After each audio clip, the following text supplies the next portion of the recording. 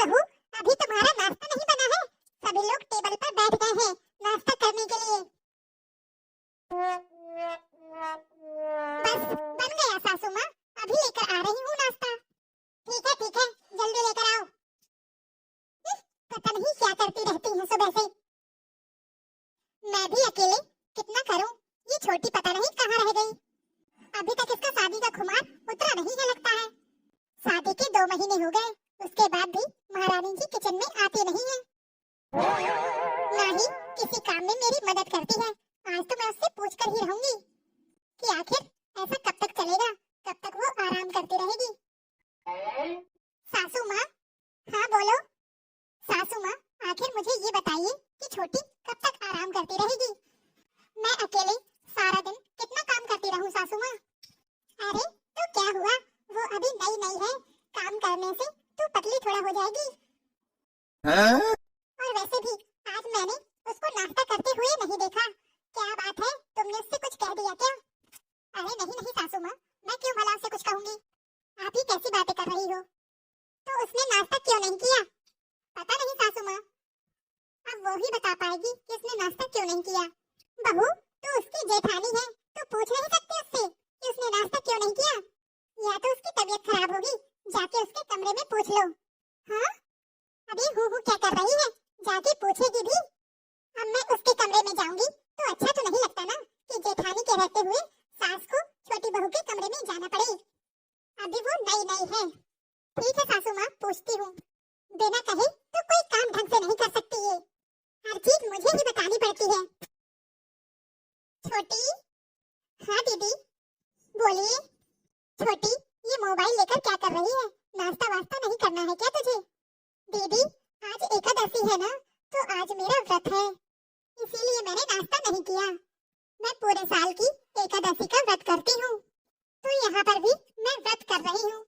आप लहसुन प्याज का खाना बना रही थी ना किचन में, इसीलिए मैं नहीं आई।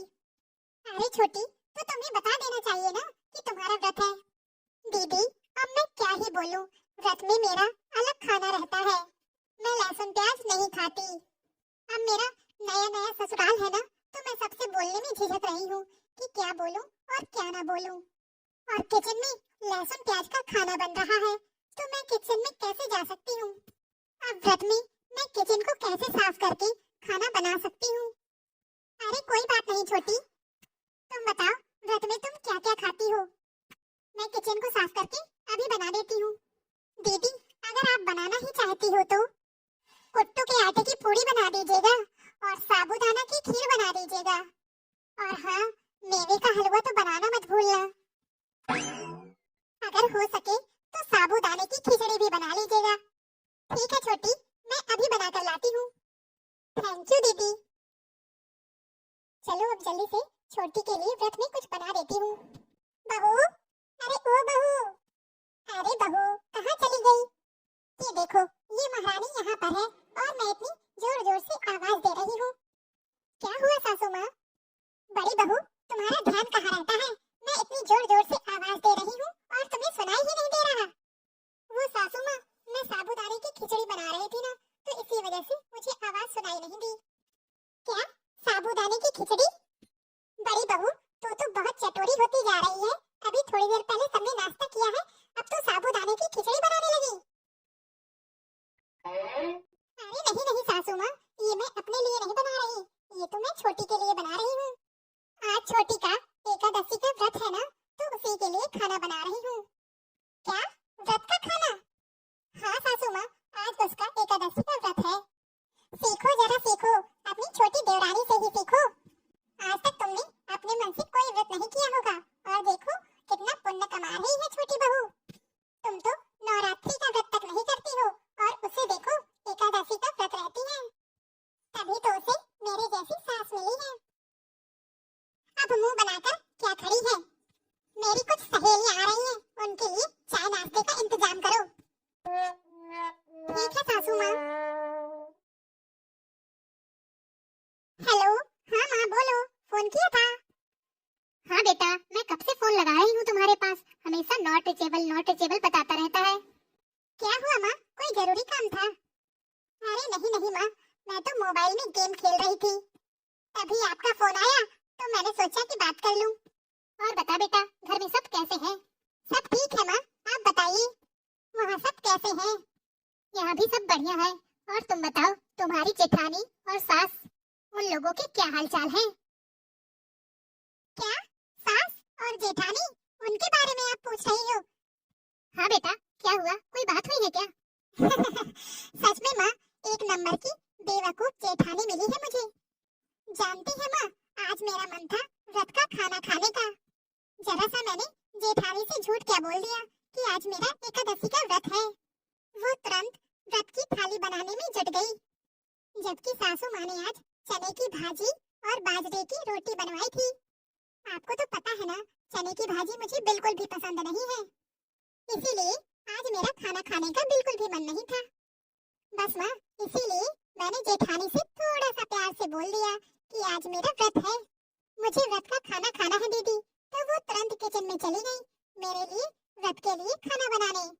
इतना सारा खाना बनाने के लिए सच में माँ, ससुराल में ऐसी बेवकूफ जेठानी होनी ही चाहिए, तभी तो खाने में मजा आएगा। बैठे बैठे सब कुछ मिले तो बात ही अलग है। मेरी जेठानी तो बड़े हो या छोटे, सबसे उनकी मनपसंद का पूछ पूछ के खाना बनाती है, किसको क्या खाना है। फिर चाहे रसोई में खड़े खड़े उसकी टांगे ही क्यों न टूट जाएं। बीमार हो जाती है माँ, फिर भी दवा खा खा कर काम करती है, उससे तो चाहे जितना काम करवा लो। और पता है माँ, सासू माँ तो जेठानी को अपने पैरों की जूती समझती है, उन्हें दबा कर रखती है, ढंग से बात भी नहीं करती है। और मुझे तो सिर का ताज बना कर रखती है। वजह जानती हो माँ, तुम्हारे दिए हुए तोहफे, महंगी महंगी साड़ियाँ, और पिछली बार पदफेरे पर जो तुमने सोने का सिक्का दिया था ना, उसका गुणगान तो पूरे रिश्तेदारों में और मोहल्ले में करती घूमती है। अरे वाह बेटा, तब तो ऐसी जेठानी से प्यार बना कर रखना, जो कुछ भी कहने पर झट से काम कर देती है। एक काम करना, अपनी पहनी हुई साड़ियों को उसे गिफ्ट कर दिया करना, तो पाकर खुश हो जाएगी। वैसे भी वो तो गरीब घर से है ना, उसी में खुश हो जाएगी। वो तो तेरी उतरन से ही खुश हो जाएगी, तेरे सारे काम वो बिना बोले ही कर दिया करेगी। बेटा, जैसा तू बता रही है ना कि इतनी बेवकूफ है तेरी जेठानी, तब तो तेरे लिए बहुत ही अच्छा है। कल को जब तेरे बच्चे होंगे तो तुझे टेंशन लेने की जरूरत ही नहीं होगी, वही उनको पाल पोस कर बड़ा कर देगी। मुझे तो सुनकर बहुत अच्छा लगा कि तेरी जेठानी इतनी अच्छी है। बेटा, तू तो अपने ससुराल में राज करेगी, राज। हाँ माँ, सही कह रही हो। आखिर मेरे साथ ही ऐसा क्यों होता है? मैं जिसके साथ अच्छा करना चाहती हूँ वही मेरा फायदा उठाता है। इस घर में आए हुए मुझे 6 साल हो गए। सोचा था अपने व्यवहार से मैं सबको अपना बना लूंगी, सास ससुर को अपने माता पिता और देवर को अपना भाई बनाकर रखूंगी। यहाँ तक कि मेरी कोई बहन नहीं थी, मेरी देवरानी आई तो मैंने सोचा उसे अपनी छोटी बहन बनाकर रखूंगी।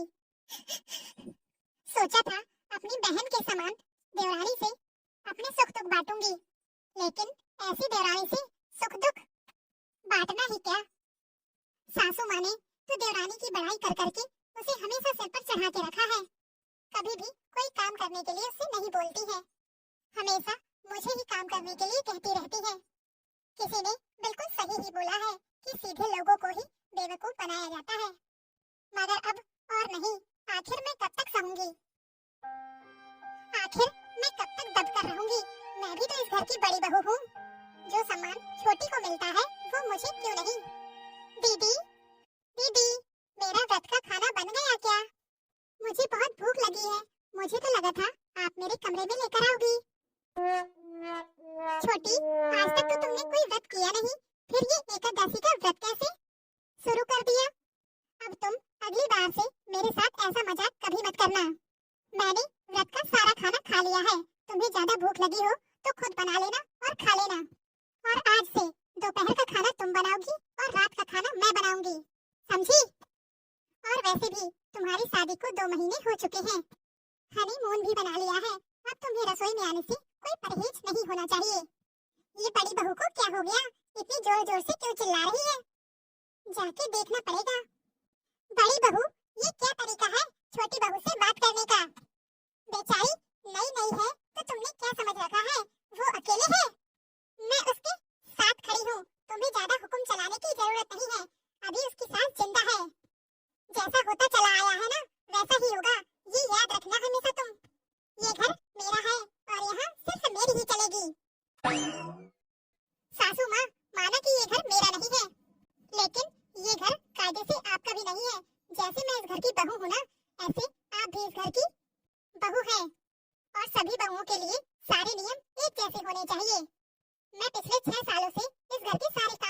रही हूँ।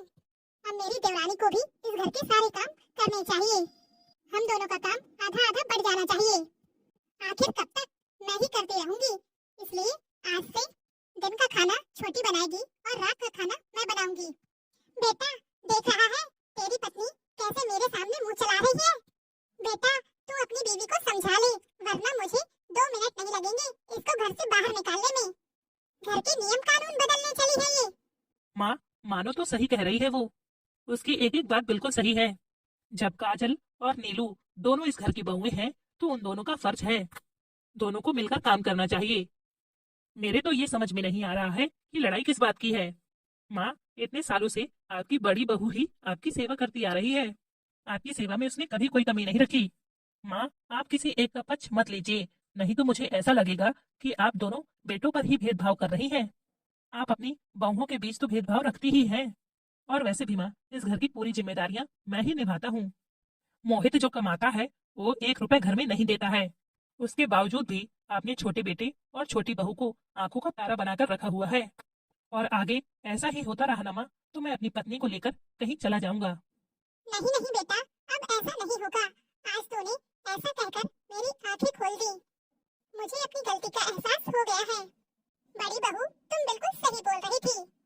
और छोटी तुम आज से अपनी सारी जिम्मेदारियां संभालो, समझी? हेलो दोस्तों, आपको आज की यह स्टोरी कैसी लगी? कमेंट बॉक्स में कमेंट करके जरूर बताइएगा। अगर अच्छी लगी हो तो वीडियो को लाइक